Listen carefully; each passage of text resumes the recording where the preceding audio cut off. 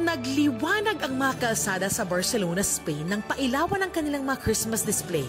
Namangha ang mga residente at turista sa isang light show. Puno ng ilaw ang ilang kilalang gusali roon, pati ang ilang fountain, fasad ng hotel, municipal markets at iba pang tindahan.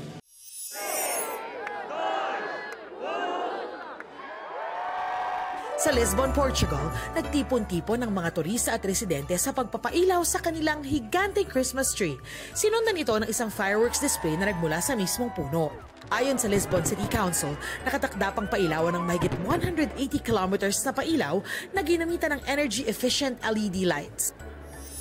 Sa Amerika, kapag sinabing Pasko, isa sa mga MC o main character si MC, Mariah Carey. Ang ilang pop-up bars doon, tad-tad na mga larawan o image ng diva kasabay ng pagpapatugtog ng kanyang mga sikat na Christmas songs. Pwede magpa-picture sa mga standee ni Mariah.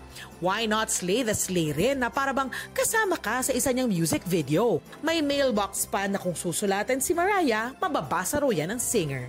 May say din daw si Mariah sa pagkain at ilang cocktails sa menu.